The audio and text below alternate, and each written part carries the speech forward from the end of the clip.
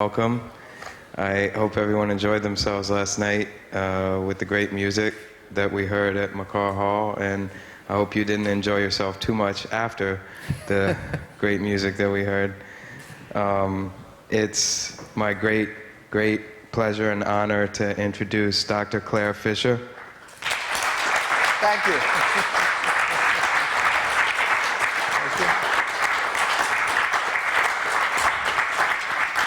And Mr. Brent Fischer.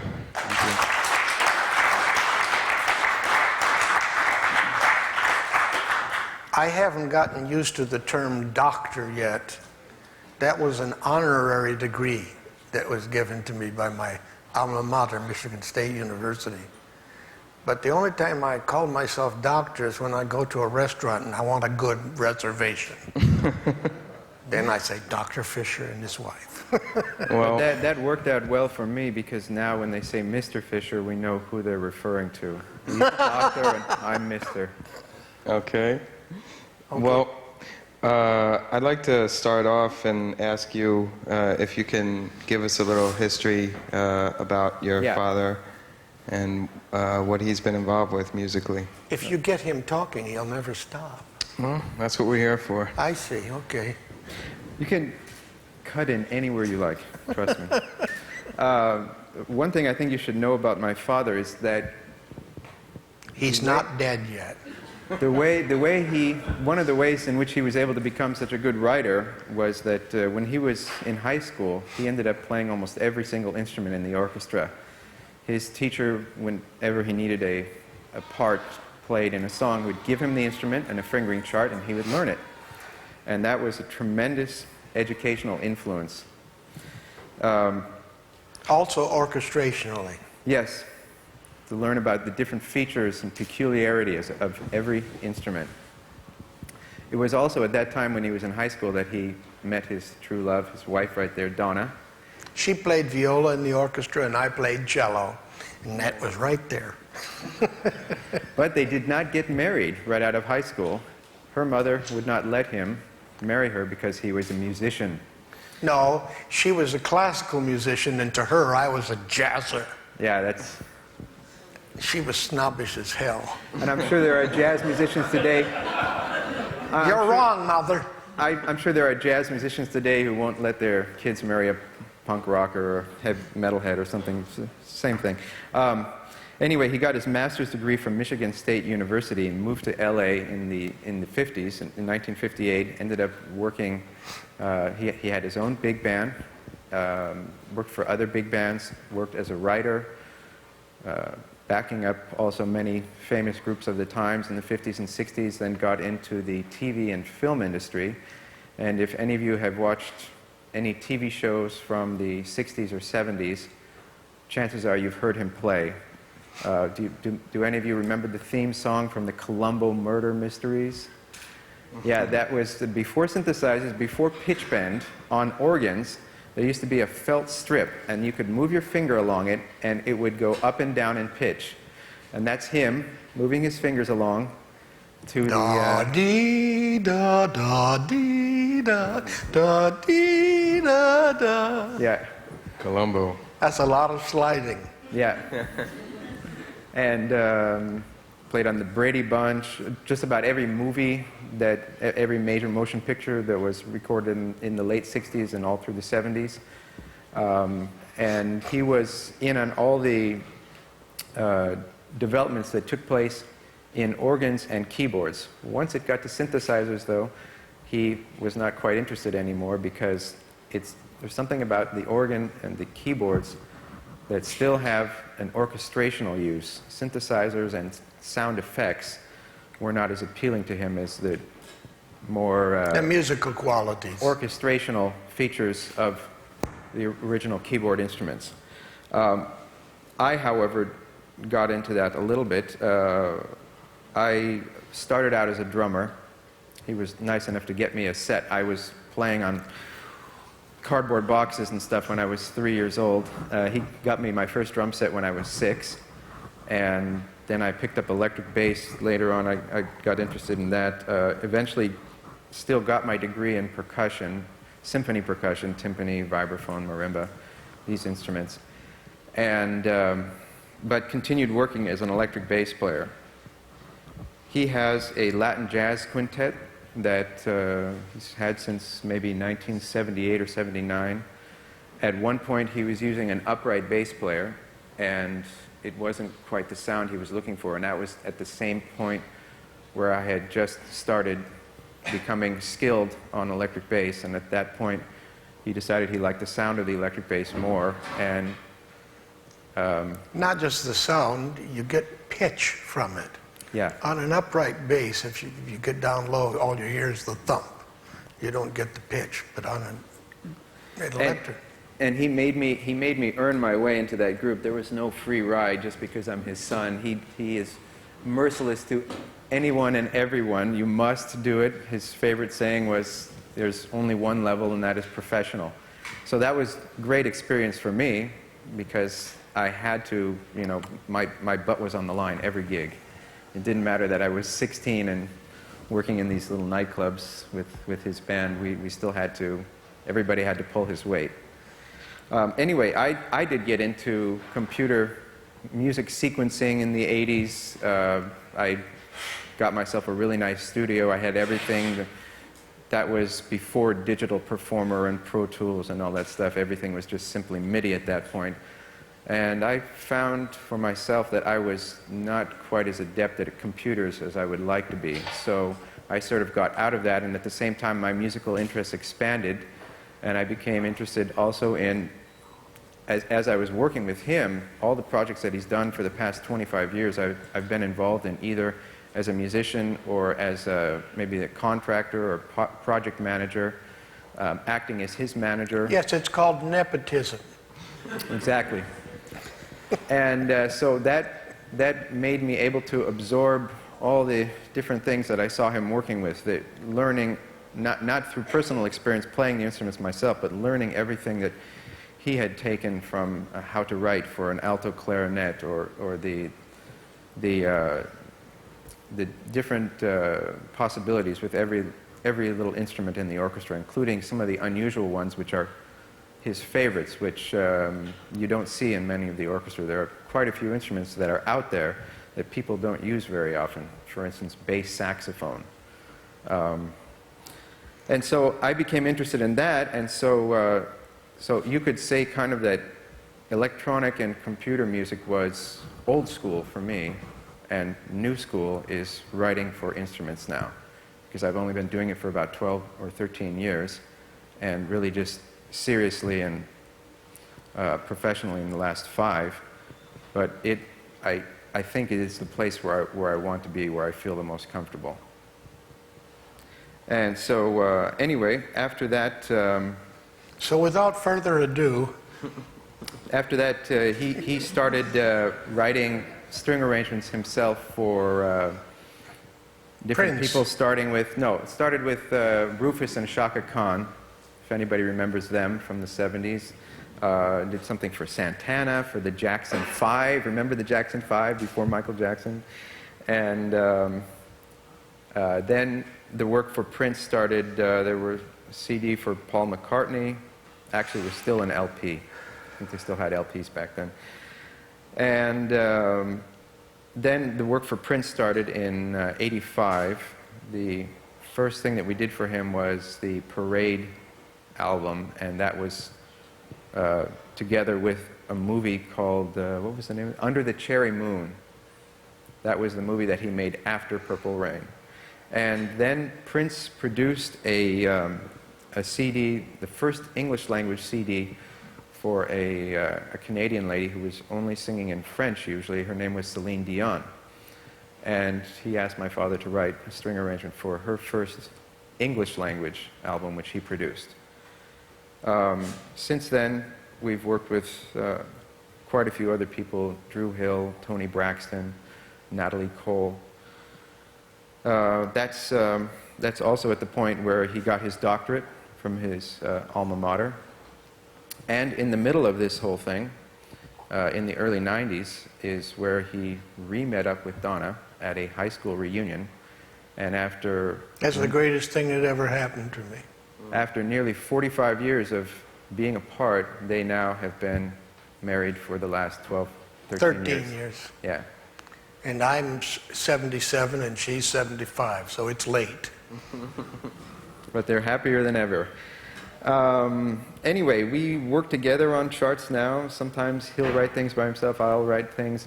My parts started, like I said, about 12, 13 years ago when there were some string arrangements that he wasn't interested in doing for people. Sometimes people would want him to sort of collaborate with a keyboard player who had already written out some things on keyboards that he wanted orchestrated for strings, and he prefers to write from the ground up and to have complete artistic control. Those people who want you to do it that way don't know what writing is about. They only know what they want. And you should never work for anybody if they know what they want. I, on the other hand, don't mind collaborating with people. I kind of enjoy it as long as the writer is talented. I think it's an interesting challenge to put two people's ideas together. I would like to add a little historical fact. I was talking with Ono and Todd Simon. We were at a wonderful dinner with all the guys from Red Bull Academy a couple of days ago. They were talking about DJing, and I think that I have the line on who actually the first person was to mix in history, and it didn't even happen in the 20th century. It happened in the 19th. It was the composer Charles Ives. If any of you want to look him up, I-V-E-S. Look under insurance. Yeah, he was an insurance magnate. That's how he made his money. But he was also a fabulous orchestral composer of the late 19th century, and he had a habit in several of his pieces where you would hear something going along. He'd be conducting the orchestra. You'd hear something at a certain tempo, and then all of a sudden, out of nowhere, it'd sound like, for instance, a marching band was coming from a distance, and then it would take over the piece. It would just, he had, before faders, had mixed that in. That you'd hear that part for a while, and then it would fade out, and he'd go back to the other thing that he was writing. Little historical fact for you there. Yeah. Nice. Okay. So I'm wondering if we could take it back to the album that you arranged for Dizzy Gillespie, and you can let us know what that was like. Well, that came about, first of all, I at one time worked with a lot of musicians from Detroit, and one of them was Donald Byrd. And Donald and I became very good friends. And at that time, there was a series of albums that had a trumpet player and strings playing on them. And they wanted us to do an album similar to that. So I wrote this album. Now, what was the original question? Dizzy Gillespie. Okay. And he played the album that we did for Dizzy. And then when Dizzy heard that, he asked me to write for him. I was so taken back. I mean, by that time, I'd already worshipped him for quite a while, being a live bebopper. Go ahead. When was this? Don't ask me time, sir. I'm older. I believe it was in the early 60s. In the early 60s. Yeah, late 50s or early 60s. And was it after that point that you began working with Cal Tjader? That would have been in the 60s also. Well, later. Cal Tjader, and first of all, my relationship with him goes way back. Years ago, I worked as an accompanist and arranger for a vocal group called the High-Lows. And we often did concerts that Cal Tjader's group played on. Until I heard the music and the type of thing that it was, and I got to know him. And eventually we just clicked and got together. I wrote several albums for him. Played on some, wrote others. I remember being here in Seattle. He was on tour with Cal Tjader 28 years ago in 1977, and he brought my sister and I along for the tour. They're just all up and down the Northwest here, and I remember that gig that they did here in Seattle. And apparently some of the guys from the Northwest Sinfonia were there too, because they were talking about it. They still remembered that, yeah. Was it when you worked with Cal Jader that you first began exploring Latin music? Yes and no. First of all, when I was at the university, I roomed with Latinos. And so I knew a lot of people outside of the music department who were Latinos, and I got exposed to different varieties. Cuban music, so-called commercial Latin, including the ones that were known at the time, like Xavier Cugat. And so it was just something that I naturally fell into, and at the same time, because I was rooming with the Latinos, I learned how to speak Spanish. And to me, it's not just the one thing. When you plunge into a culture, you plunge into the complexity of the completeness of it. And that's what happened then. In the 70s, I believe you started a band, Salsa Picante. Yeah, that's now called the Clare Fischer Latin Jazz Quintet, but that was the original title. Mm-hmm. Well, I was trying to go along with the vogue, giving everything a name, you know, like the Beatles, Salsa Picante. Okay. So I'm wondering if we could listen to something from that band so that everyone could hear just how deeply you got into those rhythms. Do you want to No, you pick. see? I'm too old. Do you want to play? Well, he was actually playing something on the piano from one of these albums that you were playing. Don't ask me what that was. Minor sites. Do you want to actually hear something that's Latin sounding, or do you want to hear this thing that I was talking about with the quartet? Let's hear the Latin sounding thing to start with. Okay. Let's do this one. Boy, I'm scared to touch this now. I don't want to ruin it. Why don't you play the first track on side 2? This was when they had sides to records. All right. Pajaro Loco? Yeah, crazy. Pajaro. Accent Pajaro. on the first syllable. Okay. Crazy Bird. One thing that... Let me just interrupt for a second. If you notice on that, now there were some synthesizer type sounds on there, but those were just from an organ that he had, and you can get a clear example there of using sounds still in an orchestrational sense. He had the background pads, and I believe it was because we couldn't afford to have a string section. He would have preferred to have that as a background, and then some of the different melodic things that you hear in there were maybe stuff that you could have had a clarinet, or we did have a flute player on there, a live flute player, but we didn't have the expense or the budget for any of the other orchestral instruments. But that's the way he's thinking when he's composing. Yeah, one of the things that we could hear on there, like you said, was the use of the different keyboard textures. Starting in the 70s, I think, with the electric piano, it seems like you were one of the first people to really explore that sound. Can you talk about what led you into that? Well, first of all, I was working in the studios in Los Angeles at that time a lot, and it just seemed nobody wanted to get into that. And I just loved the digital piano. And But this is before the digital piano. This is the Fender Rhodes we're talking about. well, even then, we're talking about electronic piano. Keyboards are strange things when it comes to improvising. Some of them are improvising friendly, and others are not. And when I would run into an instrument like that where it just seemed like everything just flowed out of it, I went for it, and that's how I got into the electronic keyboards. What were the reactions from the audiences and people who were listening? I never cared.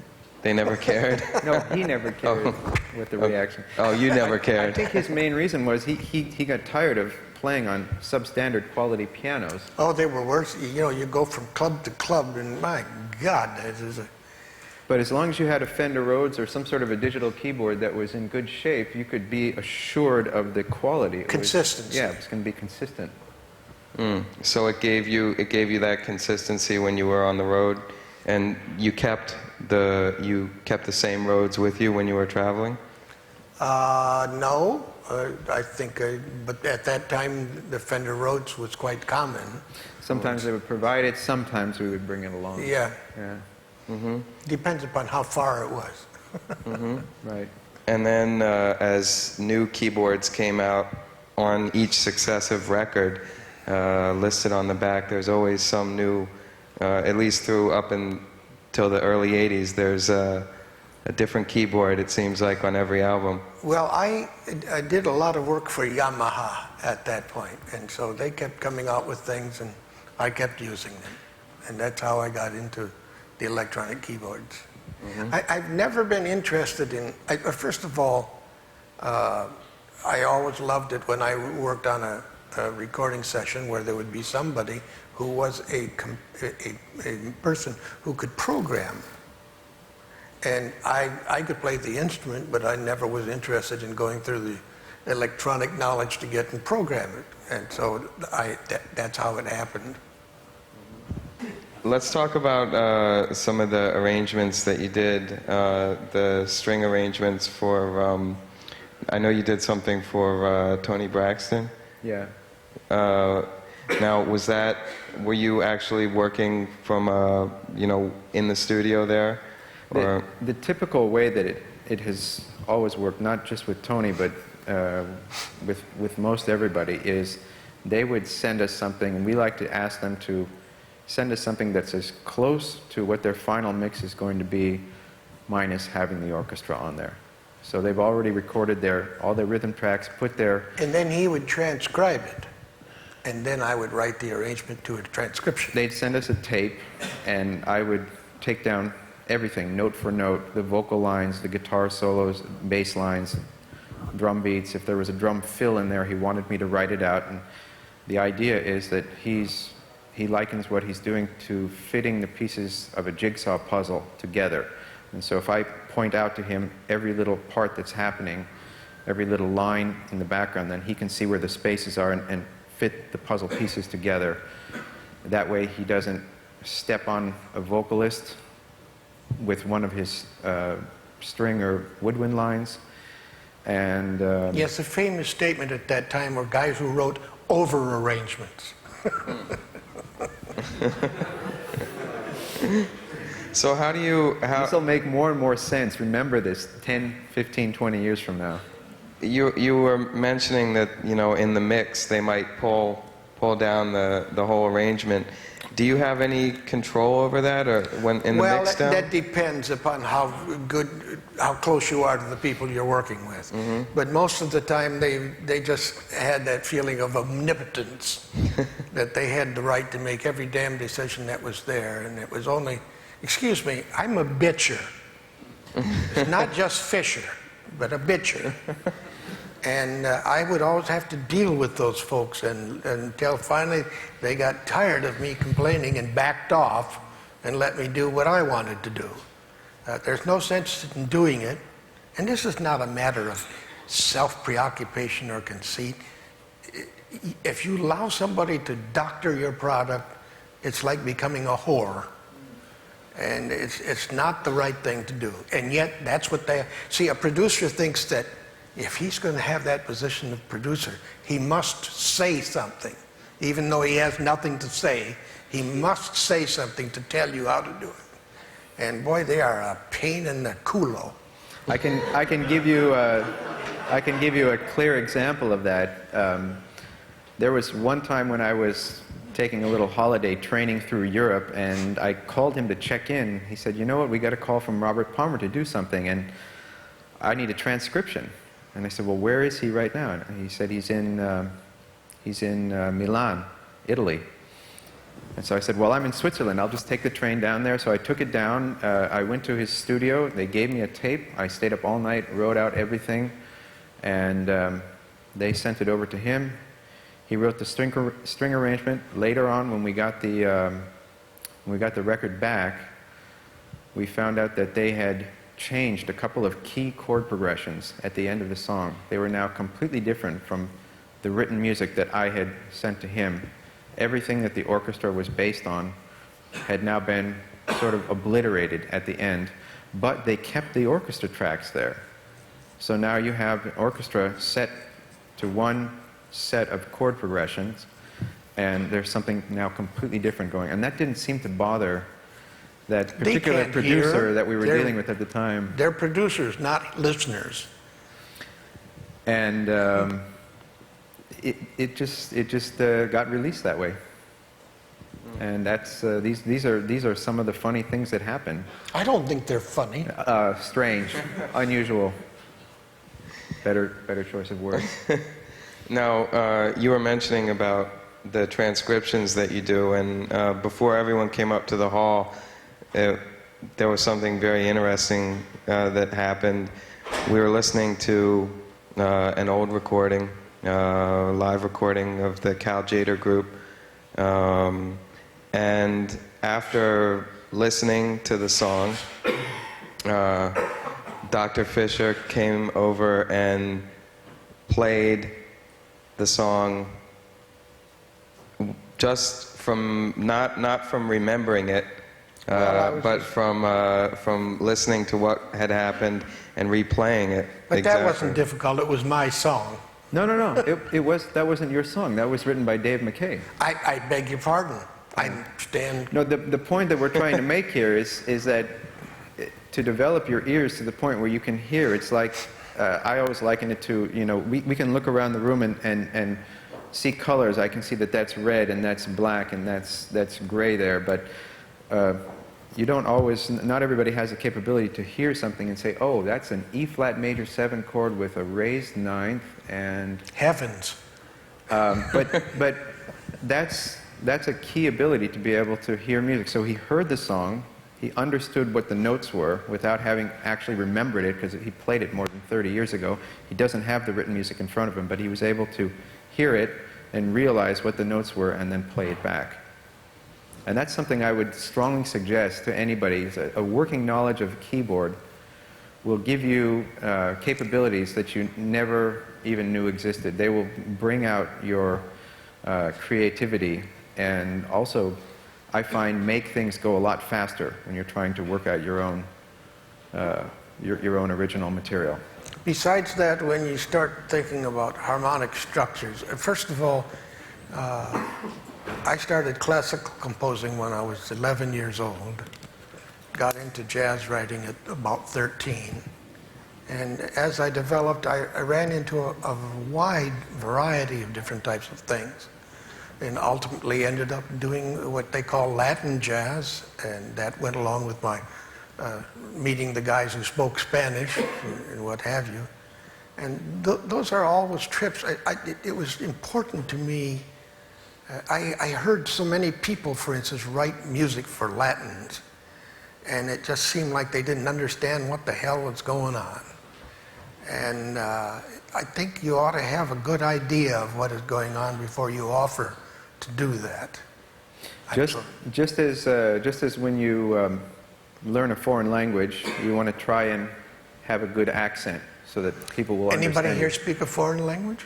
I think everybody is, right? Everybody speaking English is their second language. I see. Yeah. It's also my second language. When you learn a foreign language well, and you can do the accent from that particular, or a dialect, for instance, if you can learn how to speak French the way they do in Paris as opposed to the way they do in Montreal. Well, but it's a question of, damn it, either you're listening or you're not. And it's the same Most thing. Americans don't listen when they hear a foreign language.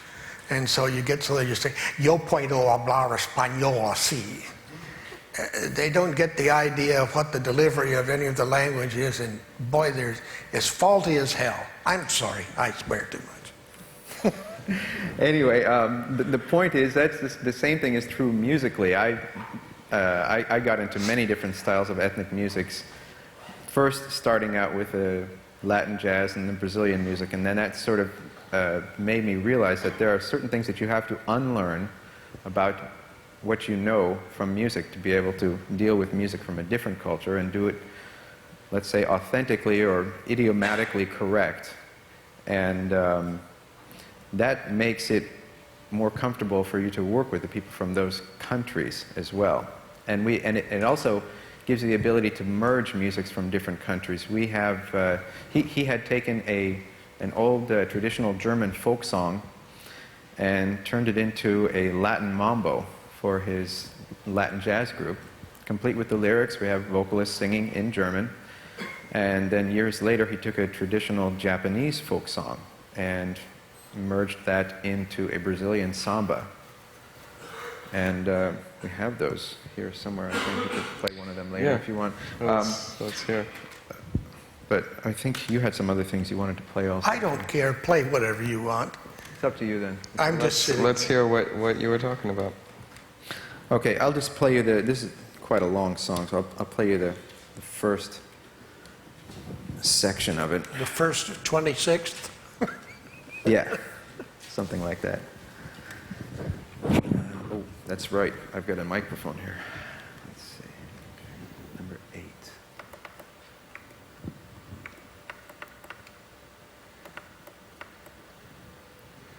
Okay.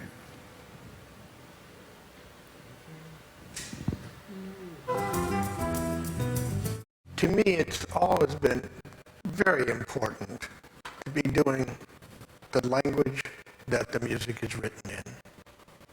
The record companies will fight you tooth and nail and say, oh, no, this is an American audience. They don't understand. Well, that's nonsense. So I put out a German number. It's in German. Du liegst mir im Herzen. My father used to sing that to me as a child. And it doesn't have an English translation to me. And so it got recorded in German.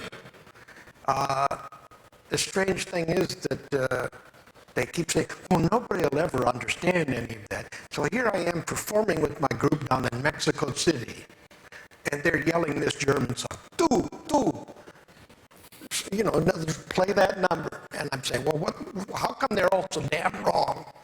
And you must get it over your head that the record companies are not going to be any smarter than you are. And you have definite tastes and preferences in what you do. Don't let them browbeat you. They seem to think that they are the commanding, and they are. They're the commanding power. But by God, if you fight them doggedly, they'll get so they back off. So do it. Now, he noticed something. He was very astute in noticing something during this. He asked me who the singers were, and these were just vocalists that we worked with in Los Angeles for years. They were all American. He coached them to sound Japanese authentically as they were singing. And he also noticed that he said it reminded him of something that the Singers Unlimited had done, and I told him that one of the singers in there was from that group, the Singers Unlimited, and Dad had also written for them. So, good ear. Well, I think you said that you wrote for the Hi-Los. Yes. And I wonder if you could talk about vocal arranging, because I imagine that must be different than what you would do with symphonic instruments. Well, prior to working with the Hi-Los, I had never written any vocal arrangements. And does anybody here know the Hi-Los and know the name Gene Perling? He was their leader and their arranger, and Gene was an original. And by God, I heard the things he did, and I said, wow, this is interesting. This is not just a pile of junk that most people put out. And so I got interested in doing it, and what it comes down to, it's not a question of whether they can sing it or not. People would say, oh, we got high voices, and we got this. It's not that. It's whether they can hear it. If you know they have ears, you can do any damn thing you want to, and they'll do it well for you. Now, the range, of the human voice, you had to keep that in mind, though. Well, but each person I had was unusual. I mean, whether you're talking, the Hi-Los, for instance, their lead tenor could sing up to the soprano's F at the top of the soprano staff. And you just get used to working with people who can do it. And later on, I became associated with a fellow who had been one of the members of the Hi-Los, But he's an unusual person in that being able to sight sing anything you stick in front of him, which most singers can't do, he plays woodwinds superbly. All of them. All of them. And he not only does that, but he improvises his butt off on them. He's a very good improviser. Now that's a complete musician to me. That's what I prefer working with. Somebody who knows what the hell he's doing. Mm-hmm. And you brought up improvisation there. How do you write arrangements that take improvisation into account, or how do you leave space for improvisation? Well, it depends upon the person that you're going to have improvising. You have to adjust for whatever that facility is. In my particular case, my interest in music has always been harmonic. And as a result of that, I get into the harmonies when I improvise. And so it's very important for me to know that and to be able to flow in relation to that. That's just, again, like speaking that foreign language. If you've got those sounds down and you can get so you can express yourself in them, that's a completely different world. Could you explain what you mean by harmonic, as opposed to, say, you have a melodic or rhythmic interest in it? Well, first of all, most people know the melody, and there are certain bass notes which should go along with that, and the harmonies. Most people aren't really awfully considerate about the harmonies, and I think you have to get into those in order to know how the piece is going to go. And that's something that a working knowledge of piano will give you the capability to do. Start experimenting around with different combinations of notes that lead you to chord progressions that sound into your ears. Is that most people are not used to putting things all together. When you play it on the piano, you put it together and hear the totality of the sound. Yeah. But then the next thing comes out, you do not write for the piano. You have to know what the hell you're writing for, so that you write well for that. And that's very important. In the case of this orchestra that we worked with last night, we didn't have a solid idea of who was going to be able to solo in the group. Not everybody has that capability, so it turned out well. Yeah, we just left some spaces in the charts where we gave chord progressions to a section. For instance, everybody in the sax section. And then once we found out who would take the solo at that point, we gave that to him or her, and then we would put the backgrounds in other sections. For instance, if there's going to be a sax solo right then, have the backgrounds be with strings with some colors in the brass parts. And then if a brass player, if a trumpet player were going to take a solo, then have the backgrounds provided by the sax section or flutes, clarinets. So you can write those background parts in, but you just leave chord progressions for the soloist, and then he improvises that. So the soloist's guide is basically the chord progressions that you write out. And a feeling of time. Yeah. If you can't improvise in time, stay off. Rhythmical music, it's rhythmical music. You don't, if you've ever seen somebody who doesn't know how to dance, try to get out and move around with music, you either have to feel it or you don't. And he knows how to dance. Well, we might ask for a demonstration later, but... No. Not at my age. You mentioned your father earlier. Now, what type of musical background did he have? My father was a barbershop quartetter, and his raison d'etre was to write arrangements for that, and there's a group called the SPEBSQSA. Do you know that? The Society for the Preservation and Encouragement of Barbershop Quartet Singing in America. Oh yeah, that one. My father was a board member of that originally. I'm not sure they're still around now. Well, it doesn't matter. It existed. And my dad was crazy about that. And, I used to see him sit at the piano and plunk and plunk and plunk. And, But he was basically self-taught. until he started. Not basically, wholly. Yeah, he came upon it himself. I always had music in my household. I used to lie underneath the grand piano with our dog while he would be practicing or composing when I was 2 years old, you know. Lucky guy. Yeah. And was your uncle also a musician? No, his brother. Oh, your brother, your uncle. Yes. Well, I also had an uncle who was a musician. Mm-hmm. And those were the first one in the family. That was from my mother's side of the family. But in my father's side, all there was barbershop quartets. Now that's, I think it's important, you know, to recognize that barbershop quartets are obviously a vocal group. So you were having that experience of hearing that. Barbershop quartets, first of all, usually when you have four male singers, you have a tenor, baritone, and bass. But with a barbershop quartet, the melody was in the second voice, and you had a tenor over that. And so it was a matter of harmonizing. Actually. And now this is with full orchestra. Oh,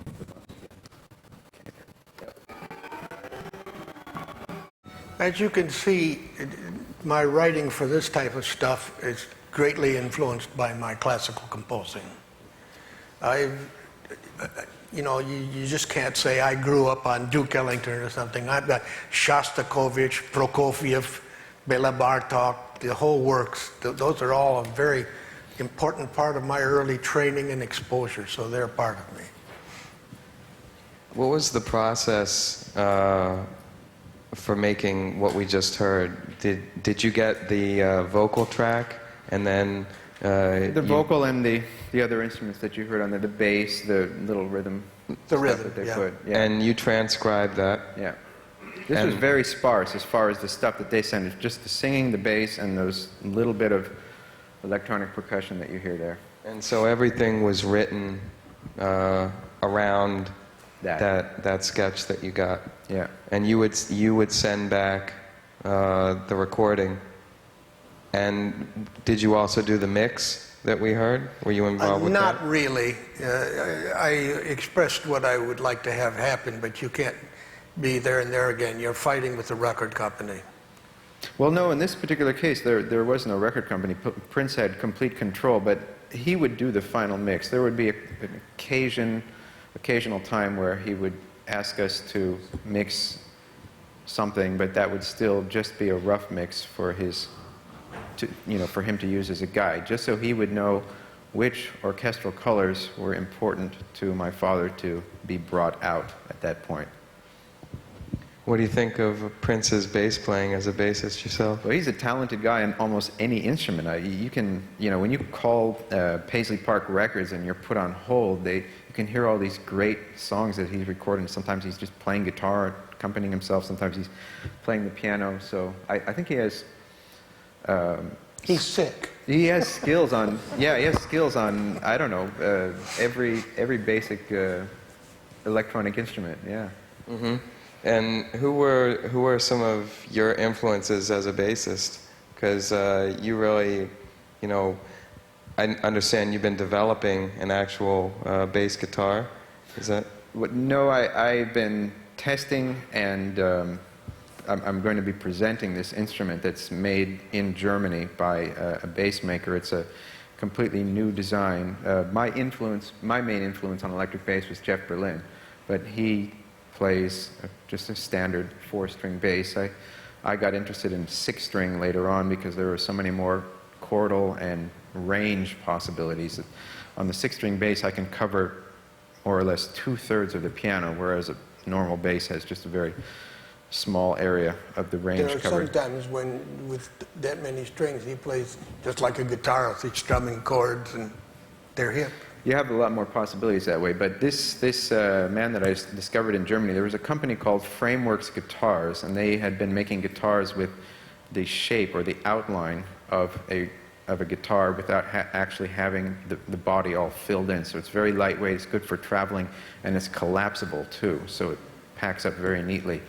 And the man who was working for that company then made his own company called the Contour Bass, and he has designed a similar style bass.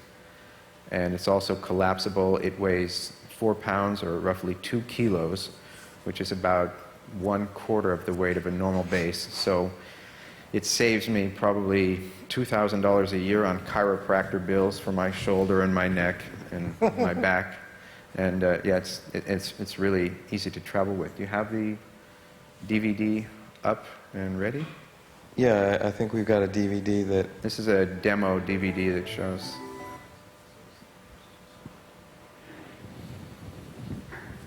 This was when it was still part of the Frameworks companies. I've never seen this. Actually, you have. That's just the fretboard by itself. Now I'm putting on the bottom body part. Just screws in. And then there's the top body part. And those actually are acoustic resonating chambers, so it works as an acoustic instrument.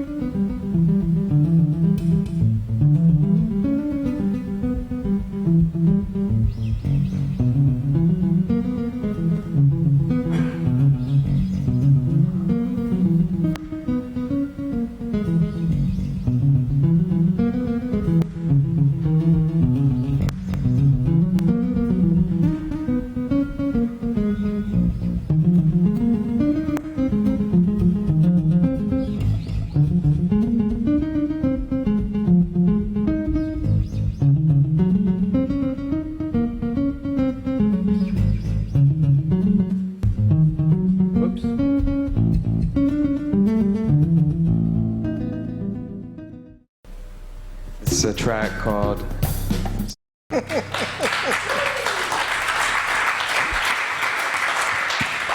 Yeah. Now, you have to ask yourself the question, how does a bass player ever come up learning how to play like that? That's all improvising. I mean, that's a guy who's, excuse me, I use the musical term, he's a bitch. How about genius? I use the other. Amazing. So we don't have a lot of time left, and one of the things that I really would love to hear, and I think everybody else would, is some playing, some solo piano. We got a little bit of it yesterday. Yeah, I was just going to say, did anybody have any questions that you wanted to ask before we do that, before we wrap this up? Otherwise, we can have him do a piano piece for us. I don't have to play the piano. I think it's been interesting the way it is. Why don't you, you were playing minor sites before. Why don't you do that, or? Oh, my goodness. Okay, whichever one you want to do. Anything you play will be good.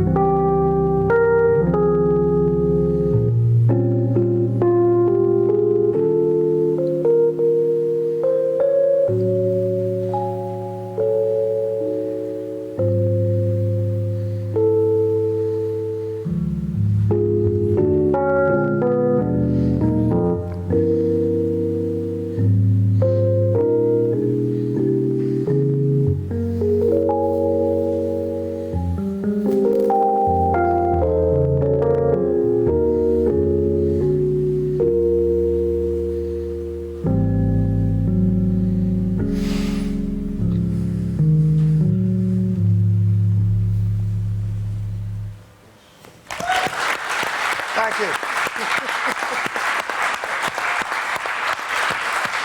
Thank you.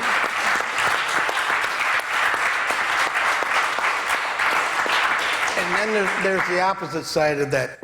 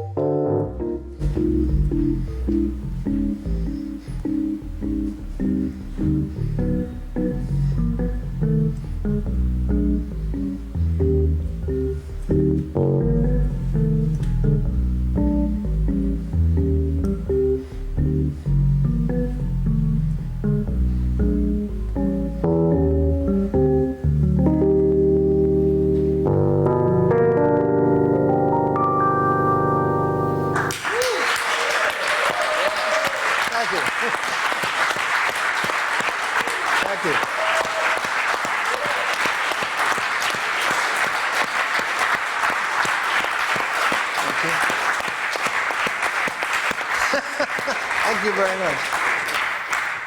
I have to express something at this point.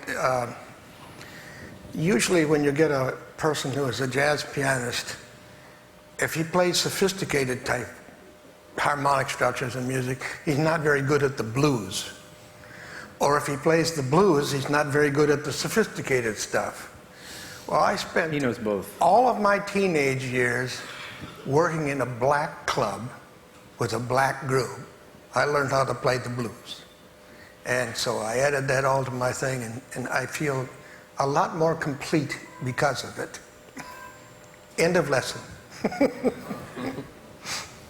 And are you still performing these days with your group? Not as often as I would like to, but you almost have to go out and create your own gigs that way. Nobody calls you. Excellent. Mostly writing now. Mostly writing. Yeah, I mostly write these days. Great. Well, let's, if anyone has anything that they'd like to bring Questions? up or ask, this would be the time to do it. Yes? I have a question about Columbo. I have a question about Columbo. How I know you said that you did the theme song for it, but I also noticed that the actual Columbo, the show would also have a lot of really rousing compositions and pieces throughout it. I actually. Yeah, he wasn't one of the writers on there, but he played most of the keyboard parts. Any of the keyboard parts that you hear in the background. Yeah, it's chances are they wonderful. were him. I shouldn't really share the secret with all the sample heads in the room, but go to watch Columbo for your samples. It's great stuff. Okay. There you go. So, you just brought up an interesting point about sampling. Has your music been sampled that you know of? Well, certainly last night. That's right. Last night we heard examples of it. Yeah. But as far as receiving royalties off sample clearance? Oh, forget royalties. Don't think about earning money. We have clearances with Harry Fox agencies, and they send us contracts every once in a while. As a new medium becomes available, they'll send us forms to fill out about that. I think you can, if you order a Clare Fischer song to be your ringtone on your mobile phone, we'll get 10 cents from that or something like that. Yeah. I don't remember that. So you're not composing for ringtones these days? No. Arranging for cell phones? No. No. We'll get into that the next time you come through, Right. I'm sure. Anybody else have something to say? Okay, well, I'd like to thank you very much. My pleasure. It's been a great pleasure and an honor. Thank you Mr. very Clare much. Fischer. Thank you. Brent Fischer. Thank you. Thank you.